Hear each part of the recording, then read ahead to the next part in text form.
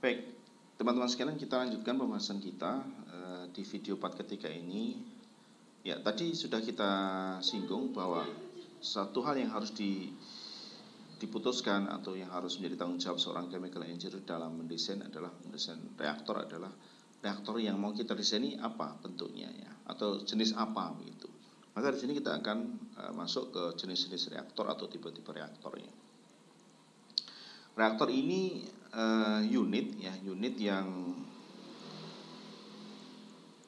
reaksi maksudnya, bukan unit operasi atau unit separasi ya, unit reaksi yang dimana ini memberikan tempat dan waktu bagi reaktan ya, atau bagi berlangsungnya konversi reaktan menjadi produk. Ada dua hal, tempat dan juga waktu yang cukup. Artinya apa? Untuk mencapai konversi yang dikehendaki, misalnya 80%, 90%, ini butuh waktu. Semakin lama waktunya, semakin mungkin bagi reaktan untuk mengkonversi jadi produk ya. Kalau waktunya tidak mencukupi, tentunya konversinya tidak tercapai begitu ya. Poinnya adalah waktu dan tempat. Kemudian untuk jenisnya ada beberapa referensi yang membagi cukup ideal dan non ideal. Tetapi kalau kita ingin lebih detail ya, ada reaktor ideal, ada non ideal, ada juga yang industrial reaktor. Ideal ini berarti ya reaktor ideal, reaktor yang kondisinya ideal, maksudnya homogen ya, satu fase, cair-cair atau gas-gas itu ideal ya. Fasenya, kemudian suhunya juga seragam ya. Ini homogen, kemudian suhunya seragam, kemudian pencampurannya juga sempurna, jadi tercampur sempurna, Maxwell ya, pokoknya semua isotermal ya, jadi kondisi yang ideal. Namun perlu dipahami teman-teman, tidak selalu reaktor itu ideal ya. Banyak sekali kadang-kadang realitanya suhunya tidak seragam ya, non isotermal ya. Kadang-kadang juga pengadukannya tidak sempurna, ada stagnan zone begitu ya. Kemudian juga kadang-kadang tidak homogen ya. Misalnya katalitik ya, gas padat misalnya, atau gas cair ya. Bubble reaktor itu juga bukan non ideal ya. Industrial reaktor ini sudah implemented ya, yang diimplementasikan ya. Tentunya ini reaktor-reaktor yang dikembangkan kadang-kadang jarang kita temui ya di textbook ya, sesuai dengan kebutuhan di lapangan ya. Tapi kalau yang mirip-mirip yang mendekati di textbook ya, misalnya ada fixed bed multi tube ya. Jadi itu nanti ada reaktor-reaktor yang sudah modifikasi sesuai dengan kebutuhan di pabrik ya. Harus ditambahkan cup yang banyak ya. Cupnya ada, misalnya ada cupnya, ada proses pemanasan pendinginannya ya. Ada ini untuk katalis ya. Ada pemanasan atau pendinginan ya, tergantung reaksinya. Kemudian ada moving bed reaktor ya. Ada trickle bed reaktor ya, banyak. Jadi ya, kadang-kadang reaktor-reaktor yang bentuknya unik ya, karena memang kebutuhan dari lapangan di industrinya ya. Nanti di assignment 1 di paper yang menjadi tugas saudara, nanti saudara bisa menyimak di sana, bisa mereview, membuat resum, mereka melihat bagaimana model-model reaktornya yang diterapkan di industri. Baik, kita lihat sekarang ideal reaktor. Jadi begini, kita akan mulai dari reaktor ideal. Kenapa? Karena memang ini kondisi yang paling mudah untuk didekati ya. Jadi semuanya berangkat dari reaktor ideal ya, didekati dengan reaktor kondisi ideal ya. Jadi kondisi yang homogen, suhu dan seterusnya, dan kita akan mulai dari yang sederhana dulu, dan ini menjadi referensi untuk desain reaktor-reaktor yang lain ya. nanti kemudian meningkat sedikit demi sedikit untuk kondisi yang lebih kompleks ya. Ya, tentu saja untuk non ideal kita tidak bahas di sini ya, ini ada pendekatan-pendekatan khusus ya, pakai RTD, resident time distribution dan seterusnya, ini tidak masuk di kurikulum kita, mungkin di S2 ya.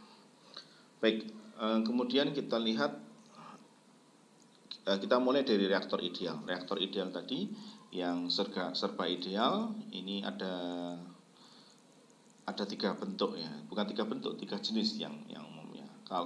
Kalau dilihat dari oke, kalau globalnya ada 3 ini. Nanti kita bisa kelompokkan lebih detail ya. Ini yang disebut dengan batch reaktor, ada plug flow reaktor atau PFR ya. PFR.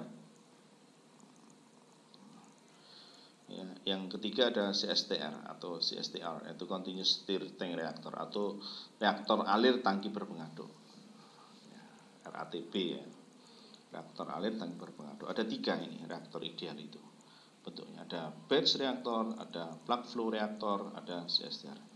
Ya, batch dan CSTR ini sama-sama berbentuk tangki ya, ini sama-sama bentuknya tangki, bentuknya adalah tangki berpengadu. Kalau ini bentuknya adalah pipa ya, kalau ini pipa. Kalau dilihat dari bentuknya ya. Tapi kalau dilihat dari prosesnya, yang ini tangki, yang ini adalah batch ya. Apa itu batch? Nanti kita akan lihat ya, bagaimana batch itu. Yang ini, yang kedua ini, tangki dan pipa ini adalah continuous ya. Ini continuous ya. Jadi kita bisa kelompokkan lah ya, kalau dari sisi bentuknya tangki ya batch dan continue, satunya pipa. Tapi kalau dia dari prosesnya ya satu batch, yang satu lagi adalah continue ya. Yang ini continue pipa, ya ini continue tangki gitu ya. Ya ini gambarannya, kalau ini sketsa ya, ini agak lebih detail ya. Tangki batch seperti ini, ada ada jaketnya, karena berarti ini adalah isotermal ini adiabatis, non adiabatis, ada proses pendinginan pemanasan ya. Ini isotermal non adiabatis. Kalau ini batch ya, kalau ini ada jaketnya berarti non adiabatis, jadi isotermal. Kalau ini tidak ada jaketnya, tidak ada koilnya, berarti ini adiabatis ya, bentuknya pipa. Alir batch ya.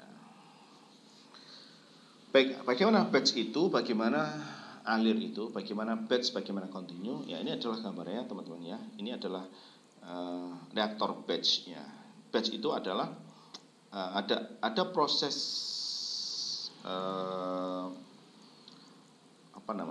memasukkan reaktannya ya ke dalam reaktor, kemudian reaksi berlangsung, selesai reaksi kemudian produk dikeluarkan, itulah batch. Ini seperti yang sering kita lakukan di lab ya. Jadi sederhananya, ketika reaksi berlangsung tidak ada reaktan yang masuk, tidak ada produk yang keluar ya. Ketika reaksi berlangsung ini tidak ada reaktan masuk, tidak ada produk yang keluar. Ini batch, berbeda dengan reaktor continue atau flow. Ketika reaksi berlangsung, ya ini reaktan masuk, produk keluar. Ya. Terus mengalir terus. Ya reaksi berlangsung silahkan saja. Ya. Ini juga sama. Coba ini bentuknya tangki, kalau ini bentuknya pipa. Jadi reaksi berlangsung di sepanjang pipa ini. Ya. Jadi mengalir terus ya, sampai konversi yang diinginkan. Ya itulah bedanya antara batch dan continue. Sekali lagi saya ulangi, reaktor batch ini adalah reaktor yang ketika reaksi berlangsung tidak ada reaktan masuk, tidak ada produk keluar. Jadi ada tahapan penyiapan reaktan, tahapan reaksi, dan tahapan pengeluaran produk. Kalau reaktor continuous atau flow, ya ketika reaksi berlangsung, ya ada reaktan masuk, ada produk yang keluar. Jadi mengalir terus ya. Eh, ada lagi sebenarnya ini kondisi yang sering disebut semi batch ya, semi batch ya, reaktor yang semi batch. Semi batch bagaimana? Ya. Jadi ini reaksi berlangsung ya, reaksi berlangsung di dalam reaktor. Ya. Tapi reaktan tetap dimasukkan. Ya, jadi tengah-tengah kombinasi antara ini ya, antara flow dan batch ya. Kalau batch ketika reaksi berlangsung tidak ada reaktan masuk. Sementara kalau flow reaktan dan produk tetap mengalir. Nah, ini reaksi berlangsung tapi yang mengalir hanya reaktan saja. Misalnya B. Nah, jadi kadang-kadang juga A dan B dialirkan, tergantung kondisi reaksinya ya. Nah, kadang-kadang seperti ini ya. Nah, jadi ditambah bagian B-nya hanya sudah reaksi berlangsung ya. Ini sering disebut dengan yang 1, 2, 3 ini kondisinya berbeda-beda tergantung reaksinya ya. Ini adalah reaksi-reaksi kompleks, jadi seri paralel di mana kita menghendaki selectivity yang tinggi. Jadi di sini ada main product, ada side product. Jadi kita treatment sedemikian hingga nanti main produknya menjadi lebih optimal. Ini semi batch ya. Ya, tapi kita akan fokus ke 3 reaktor ini dulu, yaitu batch dan flow, yaitu reaktor ya tangki batch dan reaktor alir tangki dan pipa ya. Ya, ini kondisi-kondisi yang kita gunakan dalam perancangan reaktor ideal ya. Asumsi-asumsi yang kita pakai ya, misalnya dalam reaktor batch ya. Dalam reaktor batch asumsinya kita apa? Ya kondisinya unsteady ya, unsteady state karena dia pasti ada akumulasi ya, karena tidak ada alirannya ya. Pasti ada akumulasi di sini. Kondisinya tidak kondisi yang steady, berbeda dengan alir ya. Asumsinya adalah steady state. Kemudian ya well mix, jadi pengadukannya sempurna. Kemudian kalau pengadukan sempurna berarti komposisi atau konsentrasi di setiap titik ini sama ya, karena pengadukannya sempurna, well mix, maka setiap titik ini memiliki konsentrasi atau komposisi yang sama. Tetapi komposisi ini berubah dengan waktu ya. Komposisinya berubah dengan perubahan waktu karena terjadi reaksi ya. Dan waktu tinggalnya, resident time-nya jelas, jadi sama untuk setiap elemen fluida di sini ya. Kalau semua 1 jam ya 1 jam, setengah jam ya setengah jam ya, semua sama karena apa? Well mix tadi ya. Itu yang kita pakai asumsi pada reaktor batch. Saya ulangi sekali lagi, asumsinya ini adalah unsteady, ada akumulasi di sini ya. Kemudian well mix, pengadukannya sempurna sehingga komposisi di setiap titik ya, suhunya, komposisinya ini adalah sama. Tetapi komposisi berubah ya. Suhunya juga berubah sesuai dengan waktunya, waktu reaksinya ya. Waktu tinggalnya untuk setiap elemen adalah sama ya. Udah well defined ya, mudah dihitung ya, dengan jelas ya. Baik, itu untuk reaktor tangki. Sekarang dan batch ya. Kita akan lihat sekarang yang tangki juga tetapi continuous ya. Ya asumsinya adalah steady state karena dia alir, kemudian ya ini ada feed yang continue mengalir, produk continue mengalir, dan ada proses pengadukan. Dianggap ini well mix ya. Pengadukannya bagus, uniform. Jadi setiap karena pengadukan yang sempurna ini, setiap komposisi di sini ya, ini sama, jadi konsentrasinya sama, suhunya sama. Jadi komposisi atau konsentrasi di dalam tangki sama dengan ketika keluar tangki. Jadi asumsinya steady state karena dia mengalir, steady state tidak ada akumulasi, pengadukannya sempurna, suhunya, konsentrasinya, komposisi di setiap titik di sini, ya. Ya, karena pengadukannya sempurna, ini adalah seragam. Jadi sama dengan produk yang keluar dengan yang di dalam sini. Kemudian untuk waktunya, ya, waktunya ini bervariasi ya, bervariasi karena ini berbeda dengan batch ya. Jadi karena ini ada dipengaruhi oleh aliran yang masuk, reaktan yang masuk, kemudian produk yang keluar, sehingga waktu tinggalnya bervariasi ya, di setiap sini itu tidak sama ya, tidak sama. Kemudian untuk reaktor pipa ini sama, ini reaktornya alir. Ya, ada reaktor alir, maka asumsinya adalah tidak ada akumulasi atau steady state. Ini steady state. Steady state. Kemudian tidak ada mixing in axial overtaking. Jadi ini fluida ini bersifat plug flow, artinya di sini mengalir ya dengan tertib ya. Jadi tidak ada istilahnya balapan. Jadi ini elemen fluida di sini, reaktan di sini, kemudian di sini misalnya ini posisi 1, posisi 2, posisi 3. Ini tidak akan balapan. O2 menyalip 3 tidak. Jadi semua tertib ya, tidak ada pengadukan, mixing ke arah aksial ya, ke arah aksial. Kemudian tidak ada variasi konsentrasi suhu ke arah radial. Maksudnya bagaimana? Jadi ini ada dua ya. Kalau pipa ini ke arah aksial, terus sepanjang reaktor ini aksial. Yang satu lagi ke arah radial, ke arah jari-jari ya, jari-jari ke arah dinding reaktornya. Kalau ke arah dinding reaktornya ini diasumsikan tidak ada variasinya, jadi sama. Jadi sepanjang titik di tengah reaktor maupun di tepi ini konsentrasinya sama, suhunya sama. Saya ulangi, ke arah radial, ke arah dinding reaktor, suhunya, konsentrasinya, komposisinya sama. Tapi kalau ke arah aksial tentu saja berubah, beda ya. Jadi konsentrasi, suhu ketika masuk tentu saja berbeda dengan ketika keluar ya, ke arah aksial.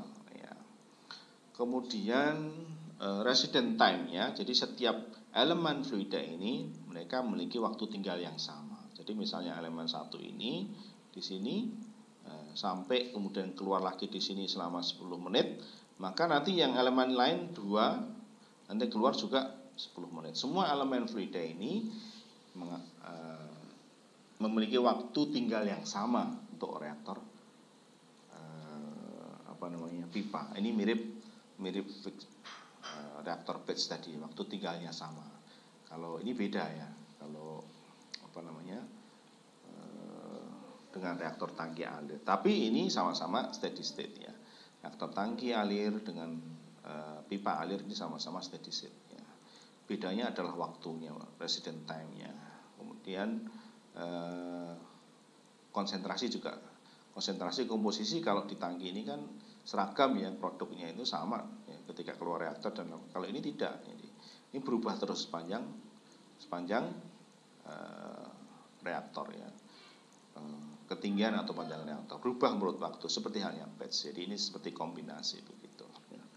Baik teman-teman, itu adalah reaktor ideal, dan ini masih non ideal. Ya ini kita tuntaskan dulu sekalian ya ini. Baik,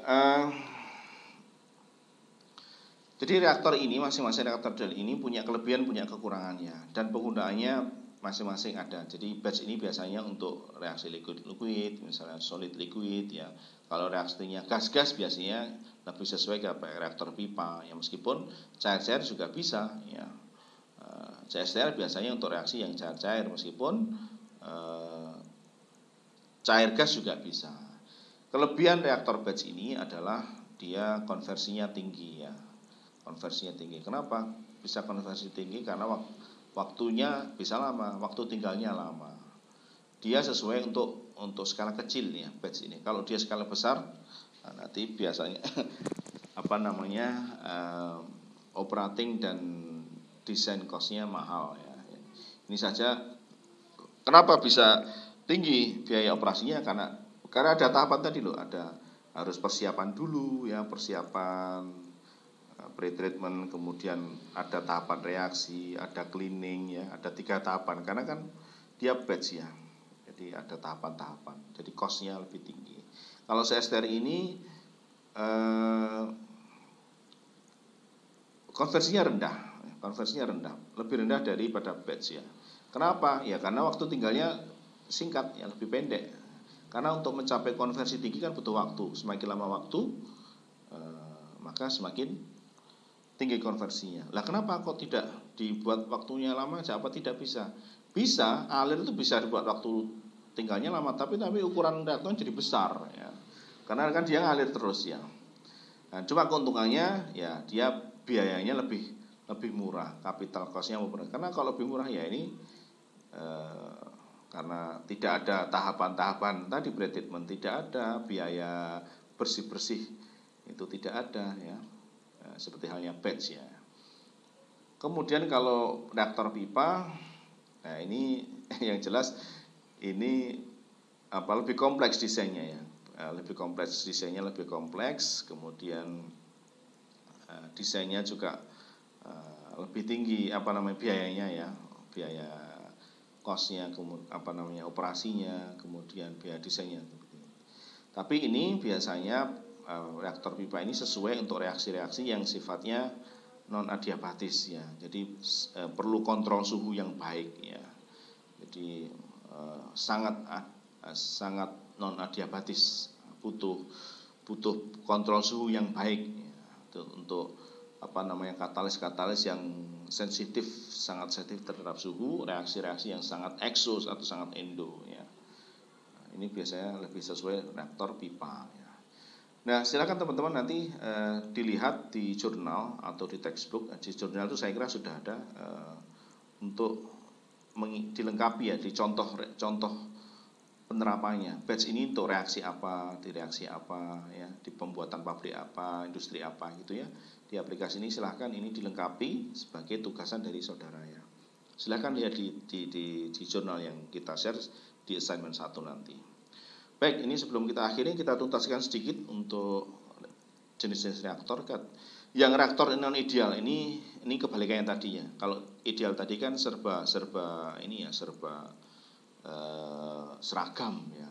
Tapi bahwa ada kondisi-kondisi yang tidak ideal ya. Seperti pengadukan itu ada daerah-daerah yang ada stagnan zone ini tidak ideal ya, menyebabkan tidak adanya keseragaman suhu maupun konsentrasi komposisi ya. Kadang ada short circuiting, jadi mestinya ini turun ke bawah dulu, ini langsung di atas, dia tidak sempat ke bawah, ini namanya short circuiting ya. Kadang-kadang reaksi di bawahnya juga berkali-kali, ini juga termasuk ya kondisi non ideal. Mestinya untuk waktu tertentu dia mestinya sudah ke atas untuk keluar, tapi ini tidak. Yang ini kebalikannya ya. Kadang-kadang reaktor pipa itu ada mixing ya, ada mixing pengadukan ke arah radial. Padahal kita asumsinya tidak, tapi kadang-kadang memang terjadi. Ini yang kondisi yang non ideal. Untuk reaksi katalitik ya, mestinya reaktan itu masuk ke pori-pori ya, masuk ke pori-pori katalis ya. Kemudian masuk lagi seterusnya. Tapi kadang-kadang tidak. Ada bypass, ada beberapa yang part dari katalis yang tidak dilewati ya. Sehingga ini menjadikan kondisi yang tidak ideal. Idealnya namanya reaktor katalitik itu ya reaktan masuk pori, kemudian terjadi reaksi di permukaan dan seterusnya. Begitu dari satu permukaan ke permukaan yang lainnya. Tapi kadang-kadang tidak terjadi ya. Melewati di antara katalis-katalis ini. Itu adalah kondisi yang non ideal. Ya, ini gambaran bagaimana reaktor di industri ya. Seperti sudah saya singgung tadi, ada modifikasi ya. Ini banyak cup-cup yang dipasang di tengah ya. Ini untuk tempat-tempat katalis. Ini reaksi-reaksi yang sangat eksotermis atau sangat endotermis ya. Butuh pemanasan, pendinginan. Di sini ada jaketnya ya. Di sini ya. Jadi modifikasi. Ini bukan satu ya, tapi ada CSR3 lampat dalam seri ya, disusun seri. Nah, kenapa begitu? Nanti ada tahapan di optimasi reaktor. Kadang-kadang dengan konversi yang sama, misalnya 90% bisa satu reaktor ya, tetapi ukurannya sangat besar ya, size-nya sangat besar sekali. Tetapi kalau dibuat 3 kecil-kecil, konversinya sama, tapi ukurannya lebih kecil, jadi lebih murah. Ya. Jadi realitanya kadang-kadang seperti bisa 3, bisa 5. Ya. Ada juga modifikasi seperti ini, ada ada bubble-nya di sini ya, karena kontak antara cair dan gas. Ya. Ini contoh-contoh modifikasi yang terjadi di industri ya. Baik, saya rasa untuk reaktor ideal ini pembahasan sampai di sini. Nanti silahkan disimak assignment 1 dan nanti di part 4 kita akan masuk algoritma perancangan reaktor. Silahkan dicermati, jika ada yang belum jelas silahkan direview ulang, diputar ulang. Jika belum clear ya nanti kita diskusikan lebih lanjut.